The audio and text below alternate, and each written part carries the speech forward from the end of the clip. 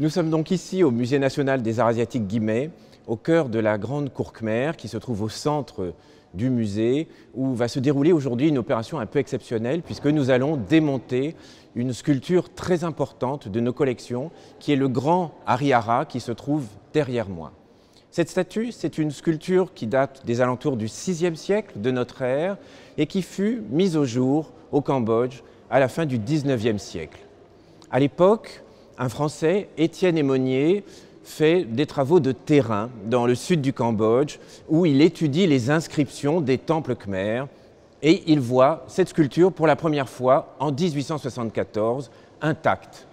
Il retourne au Cambodge quelques années plus tard et en 1882, c'est avec consternation qu'il s'aperçoit que la sculpture est cassée en plusieurs dizaines de morceaux. Il se renseigne auprès des villageois qui lui racontent qu'en fait c'est un éléphant furieux qui a fait tomber la sculpture qui s'est donc brisée.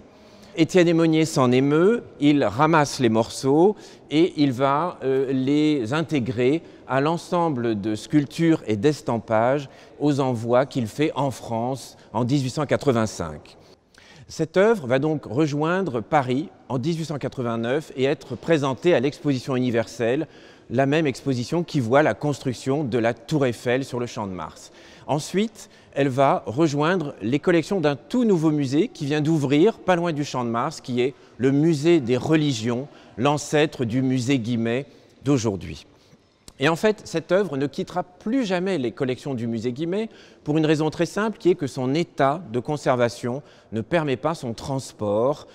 dans des expositions. Et c'est pour cela qu'elle n'a pas été présentée ailleurs qu'en France en 1997 au moment de la grande exposition d'art khmer.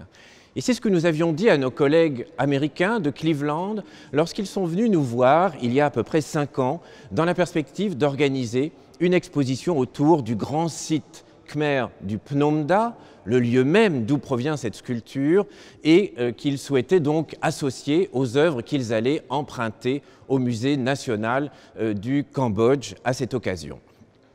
Et très déçus, ils nous ont demandé les raisons en fait de ce refus et on a commencé à évoquer les problèmes de soclage que cela pouvait donc poser. Et le musée de Cleveland, très généreusement, nous a offert son aide dans la réalisation d'un socle indépendant qui permette de transporter la sculpture et qui nous permette aussi de démonter le piédestal en pierre de cette œuvre le temps de son exposition aux États-Unis qui va avoir lieu donc à partir du mois de décembre de cette année au musée des Beaux-Arts de Cleveland.